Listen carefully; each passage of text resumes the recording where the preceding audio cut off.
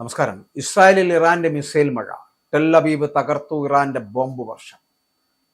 ഇസ്രായേലിലെയും അമേരിക്കയിലെയും തന്ത്രപ്രധാനമായിട്ടുള്ള സൈനിക ഇന്റലിജൻസ് കേന്ദ്രങ്ങളെ ലക്ഷ്യമിട്ടുകൊണ്ട് Islamic revolutionary guard corps, അതായത് IRGC, വളരെ ശക്തമായിട്ടുള്ള മിസൈൽ ആക്രമണം നടത്തിയിരിക്കുകയാണ്. ഇസ്രായേൽ ഇന്റലിജൻസ് കേന്ദ്രങ്ങൾ തകർത്തുകൊണ്ടാണ് ഇറാന്റെ മിസൈൽ മഴ നടക്കുന്നത് എന്ന് വേണമെങ്കിൽ നമുക്ക് ആലങ്കാരികമായി പറയാം. ടെൽ അവീവ് വിറങ്ങലിച്ചു നിൽക്കുന്ന ഒരു സാഹചര്യത്തിലേക്ക് എത്തിയിരിക്കുന്നു. ഇസ്രായേൽ കാട്ടിക്കൂട്ടിയ ചെയ്തികൾക്ക് ഇറാന്റെ തിരിച്ചടി എന്ന് മാത്രം ഇതിനെ കരുതിയാൽ മതി. ഓപ്പറേഷൻ ട്രൂ പ്രോമിസസ് 4ന്റെ ഭാഗമായിട്ട് നടന്ന 79ാം ഘട്ട ആക്രമണത്തിൽ ടെൽ അവീവിലെ അതീവ സുരക്ഷയുള്ള ഇന്റലിജൻസ് ഹബ്ബുകൾ തകർത്തതായിട്ടാണ് IRGCയെ ഉദ്ധരിച്ചുകൊണ്ട് ഇറാൻ ചാനലുകൾ ഇപ്പോൾ റിപ്പോർട്ട് ചെയ്തത്. ശക്തമായിട്ടുള്ള ഖൈബർ ഷഗൻ, ഇമാദ്, സജ്ജീൽ മിസൈലുകൾക്ക് പുറമെ IRGC എയറോസ്പേസ് ഫോഴ്സിന്റെ കാമിക്കാസെ ഡ്രോണുകളും ആക്രമണത്തിനായിട്ട് ഉപയോഗിച്ചു എന്നുള്ളതാണ്.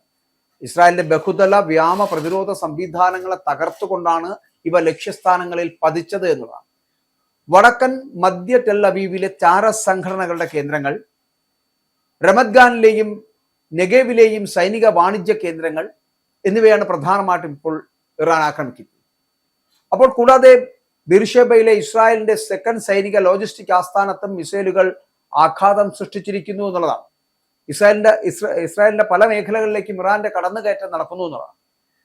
ആക്രമണത്തെ തുടർന്ന് ഇസ്രായേൽ ഉടനീളം വലിയ പരിഭ്രാന്തി പടരുകയും പാർലമെന്റ് സമ്മേളനം നിർത്തിവെക്കുകയും ചെയ്യേണ്ട ഒരു സാഹചര്യത്തിലേക്ക് എത്തിയിരിക്കുന്നു. ഏകദേശം 2 ലക്ഷത്തിലധികം ആളുകൾ അഭയസ്ഥാനങ്ങളിലേക്ക് മാറിയതായിട്ടുള്ള റിപ്പോർട്ടുകൾ വരുന്നു. ഇറാന്റെ അത്യാധുനിക മിസൈൽ ഡ്രോൺ ശേഷിയുടെ തെളിവാണ് ഇസ്രായേലിലെ വിവിധ ഭാഗങ്ങളിൽ നിന്നുയരുന്ന പുകപടലങ്ങൾ എന്ന് IRGC വ്യക്തമാക്കുന്നു. അമേരിക്കയുടെയും ഇസ്രായേലിന്റെയും ഭാഗത്തു നിന്നുണ്ടാകുന്ന സൈനിക നീക്കങ്ങളുടെ തിരിച്ചടിയായിട്ടാണ് ഈ ആക്രമണങ്ങൾ നടക്കുന്നത് എന്നതാണ്. ഫെബ്രുവരി 28 ഇറാനെതിരെ ആരംഭിച്ച നീക്കങ്ങൾക്ക് പ്രതികാരമായിട്ട് കഴിഞ്ഞ 25 ദിവസത്തിനിടെ അമേരിക്കയുടെ വ്യോമ പ്രതിരോധ സംവിധാനങ്ങളെ നിർവീര്യമാക്കുന്ന തരത്തിലുള്ള നിരവധി ആക്രമണങ്ങൾ ഇറാൻ സൈന്യം നടത്തിയിട്ടുണ്ട്. തങ്ങൾക്കുണ്ടായ നാശനഷ്ടങ്ങൾ മറച്ചുവെക്കാനും സത്യം വളച്ചൊടിക്കാനുമാണ് പെന്റഗണും ഇസ്രായേലും ശ്രമിക്കുന്നത് എന്ന് IRGC കൂടി ആരോപിക്കുന്നുണ്ട്.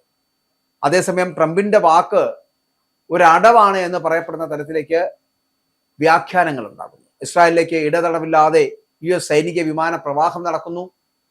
പശ്ചിമേഷ്യയിലെ ഇറാന്റെ ഊർജ്ജ നിലയങ്ങൾക്ക് നേരെ 5 ദിവസത്തേക്ക് ആക്രമണം ഉണ്ടാകില്ല എന്ന ഡൊണാൾഡ് ട്രംപിന്റെ പ്രസ്താവനയ്ക്ക് പിന്നിൽ കൃത്യമായിട്ടുള്ള യുദ്ധതന്ത്രമുണ്ട് എന്നാണ് വ്യോമയാന വിദഗ്ധരടക്കം ചൂണ്ടിക്കാട്ടുന്നത്.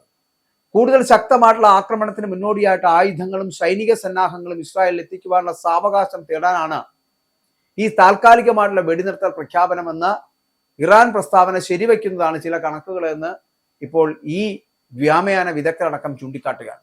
ട്രംപിന്റെ പ്രഖ്യാപനം വന്നതിന് പിന്നാലെ ജർമ്മനിയിലെ സ്പാങ്ഡാലം, റാംസ്റ്റെയിൻ, ഇംഗ്ലണ്ടിലെ മിലൻഹാൾ എന്നീ US സൈനിക താവളങ്ങളിൽ അവിടെ നിന്ന് US വ്യോമസേനയുടെ ബോയിങ് C-17 ഗ്ലോമാസ്റ്റർ വിമാനങ്ങൾ തുടർച്ചയായിട്ട് ഇപ്പോൾ ഇസ്രായേലിലേക്ക് പറക്കുകയാണ്.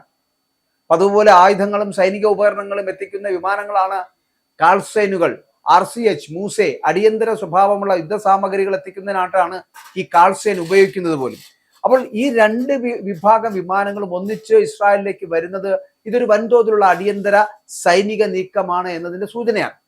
ഒരു C-17 വിമാനത്തിന് ഏകദേശം 70 മുതൽ 80 ടൺ ചരക്ക് വഹിക്കുവാൻ ശേഷിയുണ്ട്. അപ്പോൾ ഇത്തരം നിരവധി വിമാനങ്ങൾ യൂറോപ്പിൽ നിന്ന് ഇസ്രായേലിലെത്തി 2-3 മണിക്കൂറിനുള്ളിൽ തിരികെ പോയി വീണ്ടും ചരക്കുമായി വരുന്നത് വൻതോതിലുള്ള ആയുധ സൈനിക ശേഖരണമാണ് നടക്കുന്നത് എന്നതിനുള്ള തെളിവാണ്. അപ്പോൾ ഇറാനിലെ യുദ്ധാന്തരീക്ഷത്തിന് വിരാമമിടാൻ ലക്ഷ്യമിട്ടുള്ള ഡൊണാൾഡ് ട്രംപിന്റെ 15 സമാധാന പദ്ധതി പുറത്തു വന്നത് ആഗോളതലത്തിൽ വലിയ ചർച്ചകൾക്ക് വഴി തുറന്നിരിക്കുകയാണ്. 1 മാസത്തെ താൽക്കാലിക വെടിനിർത്തൽ പ്രഖ്യാപിച്ചുകൊണ്ട് നയതന്ത്ര ചർച്ചകളിലൂടെ പ്രശ്നപരിഹാരം കണ്ടെത്താനാണ് വാഷിംഗ്ടന്റെ നീക്കം. ജാരഡ് കുഷ്നർ, സ്റ്റീവ് വിറ്റ്കോഫ് എന്നിവർ ഉൾപ്പെട്ട സംഘമാണ് ഈ സമാധാന കരാറിന്റെ രൂപരേഖ തയ്യാറാക്കിയത് എന്നുള്ളതാണ്. ഇസ്രായേലിലെ ചാനൽ 2 പുറത്തുവിട്ട വിവരങ്ങൾ പ്രകാരം ഇറാൻ തങ്ങളുടെ ആണവ പദ്ധതികളും ദീർഘദൂര മിസൈൽ ശേഷിയും പൂർണ്ണമായിട്ടും ഉപേക്ഷിക്കണമെന്നതാണ് അമേരിക്കയുടെ പ്രധാനമായിട്ടുള്ള നിബന്ധന. കൂടാതെ ഹോർമൂസ് കടലെടുക്ക് അന്താരാഷ്ട്ര ഗതാഗതത്തിനായിട്ട് തുറന്നു കൊടുക്കണമെന്ന ആവശ്യവും മേഖലയിലെ സായുധ സംഘങ്ങൾക്കുള്ള പിന്തുണ പിൻവലിക്കണമെന്നുകൂടി ട്രംപ് ഭരണകൂടം ആവശ്യപ്പെടുന്നുണ്ട്. അപ്പോൾ ഈ പറയുന്ന നിബന്ധനകൾ അംഗീകരിക്കുകയാണ് എങ്കിൽ ഇറാനുമേൽ ഏർപ്പെടുത്തിയിട്ടുള്ള എല്ലാ തരത്തിലുള്ള ഉപരോധങ്ങളും പിൻവലിക്കാമെന്ന വാഗ്ദാനമാണ് അമേരിക്ക ഇപ്പോൾ മുന്നോട്ട് വച്ചിരിക്കുന്നത്. അപ്പോൾ ഇറാന്റെ സിവിൽ ആണവ പദ്ധതികൾക്കും വൈദ്യുതി ഉൽപാദനത്തിനും ആവശ്യമായിട്ടുള്ള സഹായങ്ങൾ നൽകാമെന്ന് കരാറിൽ തന്നെ പറയുന്നുണ്ട്. അപ്പോൾ പാകിസ്ഥാൻ വഴിയാണ് ഈ സമാധാന കരാർ ഇറാൻ അധികൃതർക്ക് കൈമാറിയിരിക്കുന്നത്. അപ്പോൾ ഇതിനോട് പ്രതികരിക്കുവാൻ 24 മണിക്കൂർ സമയമാണ് ഇറാൻ ഇപ്പോൾ നൽകിയിരിക്കുന്നത്. ഇറാൻ തങ്ങളുടെ ആണവ മോഹങ്ങൾ ഉപേക്ഷിച്ചതായിട്ട് ട്രംപ് കഴിഞ്ഞ ദിവസം വൈറ്റ് ഹൗസിൽ വാർത്താ സമ്മേളനത്തിൽ അവകാശപ്പെട്ടിരുന്നു. നിലവിൽ വൈസ് പ്രസിഡന്റ് JD വാൻസ്, വിദേശകാര്യ സെക്രട്ടറി ആയിട്ടുള്ള മാർക്കോ റൂബിയോ എന്നിവരുടെ നേതൃത്വത്തിലുള്ള ചർച്ചകൾ പുരോഗമിച്ചു വരികയാണ്. യുദ്ധം മൂലം ഈ ആഗോള വിപണിയിൽ എണ്ണവില കുതിച്ചു വരുന്നത് അമേരിക്കയ്ക്ക് വലിയ വെല്ലുവിളിയാകുന്ന ഒരു സാഹചര്യമാണ്. എന്നാൽ സമാധാന കരാർ വാർത്തകൾ പുറത്തു വന്നതോടെ ബ്രന്റ് ക്രൂഡ് ഓയിൽ വില ബാരലിന് $100 നിന്ന് $95 ഇടിഞ്ഞു താഴുന്ന ഒരു പ്രതിഭാസം ഉണ്ടായിരിക്കുന്നു. ഇത് ആഗോള സമ്പദ് വ്യവസ്ഥയ്ക്ക് താൽക്കാലികമായിട്ടുള്ള ആശ്വാസം നൽകുന്ന ഒരു കാര്യമാണ്. അപ്പോൾ ഇറാന്റെ ഊർജ്ജ കേന്ദ്രങ്ങൾക്ക് നേരെയുള്ള ആക്രമണം 5 ദിവസത്തേക്ക് നിർത്തിവെക്കുവാൻ ട്രംപ് ഉത്തരവിട്ട് കഴിഞ്ഞു. എങ്കിലും സൈനികമായിട്ടുള്ള ജാഗ്രത അമേരിക്ക കൈവിട്ടിട്ടില്ല. മേഖലയിൽ 3000-ഓളം വരുന്ന പാരാട്രപ്പർമാരെ വിന്യസിക്കുവാനുള്ള നീക്കങ്ങൾ പെന്റഗൺ നടത്തുകയാണ്. ഓപ്പറേഷൻ എപ്പിക് ഫ്യൂറി എന്ന പേരിൽ ഇറാനെതിരായിട്ടുള്ള സൈനിക നീക്കങ്ങൾ തുടരുന്നത് ഇനിയും തുടരുമെന്ന് white house press secretary Karoline Leavitt പറയുകയും ചെയ്യുന്നുണ്ട്. അപ്പോൾ ഇറാന്റെ പാർലമെന്റ് സ്പീക്കർ മുഹമ്മദ് ബഖർ കാലിബാഫിനാണ് അമേരിക്കൻ ചർച്ചകൾക്കായിട്ട് പ്രധാനമായിട്ടും ഇപ്പോൾ ലക്ഷ്യമിടുന്നത്. എന്നാൽ തങ്ങൾ വാഷിംഗ്ടണുമായി നേരിട്ട് ചർച്ചകൾ നടത്തുന്നില്ല എന്നുള്ളതാണ് കാലിബാഫിന്റെ ഔദ്യോഗിക നിലപാട്. ഇറാനിൽ നിന്നുള്ള ചില നേതാക്കൾ കൊല്ലപ്പെട്ടതായിട്ട് ട്രംപ് സൂചിപ്പിച്ചുവെങ്കിലും നിലവിലെ ചർച്ചകൾ ഗുണകരമായിട്ടുള്ള രീതിയിലാണ് മുന്നോട്ട് പോകുന്നത് എന്ന് പറയപ്പെടുന്നുണ്ട്. ഇറാൻ തങ്ങൾക്ക് വലിയൊരു സമ്മാനം നൽകിയതായിട്ടും അത് സാമ്പത്തികമായിട്ട് വളരെ വലിയ മൂല്യമുള്ളതാണ് എന്ന് ട്രംപ് വെളിപ്പെടുത്തിയെങ്കിലും അതിന്റെ കൂടുതൽ വിവരങ്ങൾ പുറത്തുവിട്ടിട്ടില്ല. ഇറാന്റെ ഭാഗത്തു നിന്നുള്ള അനുകൂലമായിട്ടുള്ള നീക്കമായാണ് ഇതിനെ ട്രംപ് വിശേഷിപ്പിച്ചിരിക്കുന്നത്. കരാറിലെ പ്രധാന വ്യവസ്ഥകളിൽ ഒന്ന് എന്ന് പറയപ്പെടുന്ന ഇറാന്റെ പക്കലുള്ള 60% വരെ സമ്പുഷ്ടീകരിച്ച യുറേനിയം അന്താരാഷ്ട്ര ആണവോർജ്ജ ഏജൻസിക്ക് കൈമാറണമെന്നതാണ്. നത്താൻസ്, ഇസ്ഫഹാൻ, ഫോർഡോ എന്നിവിടങ്ങളിലെ ആണവ കേന്ദ്രങ്ങൾ പൊളിച്ചു നീക്കണമെന്നും അമേരിക്ക ആവശ്യപ്പെടുന്നുണ്ട്. ഇനിയും IAEA പരിശോധകർക്ക് രാജ്യത്തെ ഏത് ആണവ കേന്ദ്രത്തിലും പൂർണ്ണമായിട്ടുള്ള പ്രവേശനം അനുവദിക്കണമെന്ന വ്യവസ്ഥ കൂടി ഈ കരാറിലുണ്ട്. ഇറാന്റെ മിസൈൽ പ്രോഗ്രാം പ്രതിരോധ ആവശ്യങ്ങൾക്കായിട്ട് മാത്രം പരിമിതപ്പെടുത്തണമെന്നും അമേരിക്ക നിർദ്ദേശിക്കുകയാണ്. പകരമായിട്ട് ഇറാന്റെ ബുഷർ ആണവ നിലയത്തിന്റെ വികസനത്തിന് അമേരിക്ക സാങ്കേതിക സഹായം നൽകുക തന്നെ ചെയ്യും. അങ്ങനെയാണ് അതിന്റെ ഒരു കരാർ ഉറപ്പിച്ചിരിക്കുന്നത്. പശ്ചിമേഷ്യയിലെ സംഘർഷം അവസാനിപ്പിക്കുവാൻ ട്രംപ് ഭരണകൂടം നടത്തുന്ന ഈ നീക്കം ലോകരാജ്യങ്ങൾ ഉറ്റുനോക്കുകയാണ്. ഒക്ടോബർ 7-ന് ശേഷം മേഖലയിൽ ഉണ്ടായിട്ടുള്ള സംഘർഷങ്ങൾ ലോകക്രമത്തെ തന്നെ ബാധിച്ച സാഹചര്യത്തിലാണ് ട്രംപിന്റെ ഈ ഇടപെടൽ. ഗാസ സമാധാന കരാറിന്റെ മാതൃകയിലാണ് ഇറാനുമായിട്ടുള്ള ഈ 15 പദ്ധതി തയ്യാറാക്കിയിരിക്കുന്നത്. ഇറാന്റെ ഈ പ്രോക്സി ഗ്രൂപ്പുകളെ നിയന്ത്രിക്കുന്നതിലൂടെ മേഖലയിൽ ശാശ്വത സമാധാനം കൊണ്ടുവരാനാകുമെന്നാണ് അമേരിക്കയുടെ പ്രതീക്ഷ. എന്നാൽ ഇറാന്റെ ഭാഗത്ത് നിന്നുള്ള ഔദ്യോഗിക സ്ഥിരീകരണത്തിനായിട്ട് ഇപ്പോൾ ലോകം കാത്തിരിക്കുകയാണ്. $USD മൂല്യത്തിലും ഓഹരി വിപണിയിലും ഈ സമാധാന നീക്കങ്ങൾ വലിയ പ്രതിഫലനമാണ് ഇപ്പോൾ ഉണ്ടാക്കിയിരിക്കുന്നത്. വെടിനിർത്തൽ യാഥാർത്ഥ്യമായാൽ അത് ആഗോള ഇന്ധന വിതരണ ശൃംഖലയെ ശക്തിപ്പെടുത്തുമെന്നുള്ള കാര്യത്തിൽ തർക്കമില്ല.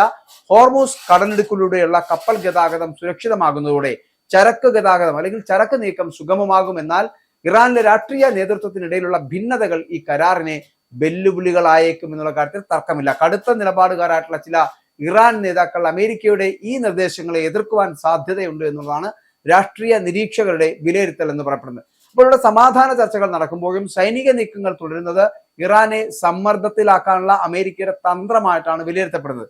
വാക്കും ആയുധവും ഒരുപോലെ ഉപയോഗിച്ചിട്ടുള്ള അല്ലെങ്കിൽ അങ്ങനെ ഉപയോഗിച്ചിട്ടുള്ള ഒരു നയതന്ത്രം അത് ട്രംപിന്റെ 2ാം ഭരണകാലത്തെ പ്രധാന വിദേശ നയമായിട്ട് മാറിക്കഴിഞ്ഞിരിക്കുന്നു.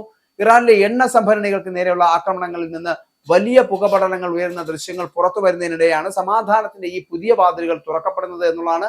വരും മണിക്കൂറുകളിൽ ഇറാന്റെ മറുപടി എന്തായിരിക്കും എന്നതിനെ ആശ്രയിച്ചായിരിക്കും പശ്ചിമേഷ്യയുടെ ഭാവി എന്ന് പറയപ്പെടുന്നത്. ട്രംപിന്റെ ഈ നീക്കത്തെ ഇസ്രായേൽ ഗവൺമെന്റും ഒപ്പം തന്നെ അതീവ ജാഗ്രതയോടുകൂടിയാണ് നിരീക്ഷിക്കുന്നത്. ഇറാന്റെ ആണവശേഷി പൂർണ്ണമായിട്ടും ഇല്ലാതാക്കുന്ന ഏത് കരാറിനെയും ഇസ്രായേൽ സ്വാഗതം ചെയ്യുന്നുണ്ട്. എന്നാൽ അതേസമയം ഇറാൻ ഈ വ്യവസ്ഥകൾ ലംഘിച്ചാൽ ഉപരോധങ്ങൾ തനിയെ പുനഃസ്ഥാപിക്കപ്പെടുന്ന സ്നാപ്പ് ബാക്ക് സംവിധാനം ഒഴിവാക്കണമെന്ന ഇറാന്റെ ആവശ്യവും ഈ കരാറിൽ ഉൾപ്പെടുത്തിയത് ചർച്ചകൾക്ക് വഴിയൊരുക്കിയിട്ടുണ്ട്. മാത്രമല്ല ഇറാനുമേലുള്ള അന്താരാഷ്ട്ര സമ്മർദ്ദം അതിന്റെ പരമകാഷ്ഠയിൽ എത്തി നിൽക്കുന്ന ഒരു സമയത്താണ് ട്രംപിന്റെ ഈ ഇടപെടൽ എന്നുള്ളതാണ്. കാരണം ലോകമെമ്പാടുമുള്ള മലയാളികൾ ഉൾപ്പെടെയുള്ള പ്രവാസികൾക്കും ഈ സമാധാന നീക്കം ആശ്വാസകരമാണ്. യുദ്ധഭീതി ഒഴിയുന്നത് ഗൾഫ് മേഖലയിലെ സാമ്പത്തിക സ്ഥിരതയ്ക്ക് അത് ഗുണകരമാകും. ട്രംപ് ഭരണകൂടം മുന്നോട്ട് വെച്ച ഈ ബിഗ് ഡീൽ ഇറാൻ സ്വീകരിക്കുകയാണ് എങ്കിൽ അത് ചരിത്രപരമായിട്ടുള്ള ഒരു മാറ്റത്തിന് തുടക്കമാകും. 24 മണിക്കൂർ എന്ന സമയപരിധി അവസാനിക്കുമ്പോൾ ഇറാൻ എന്ത് നിലപാട് സ്വീകരിക്കും എന്നതിലാണ് ഇനി ലോകത്തിന്റെ ശ്രദ്ധ എന്ന് പറയപ്പെടുന്നത്. അപ്പോൾ യുദ്ധം അവസാനിക്കാതെ തുടരുന്ന സാഹചര്യത്തിൽ ഇസ്രായേലിനെ ലക്ഷ്യമിട്ടുകൊണ്ടുള്ള ഇറാന്റെ മിസൈൽ ആക്രമണങ്ങൾ മിസൈൽ മഴ പോലെ പെയ്ത് ഇറങ്ങിക്കൊണ്ടിരിക്കുകയാണ്. ടെല്ലവീവ് പോലും തകർത്ത് തരിപ്പണമാക്കുന്ന ഒരു അവസ്ഥയിലേക്ക് കൊണ്ടെത്തിച്ചിരിക്കുന്നു. ഇസ്രായേലിന്റെ തലസ്ഥാനത്ത് പോലും അങ്ങനെ ബോംബ് വർഷം നടത്താൻ കഴിയുന്ന തരത്തിലേക്കുള്ള വലിയ ആക്രമണങ്ങൾ അത് ഇറാൻ നടത്തുകയാണ്.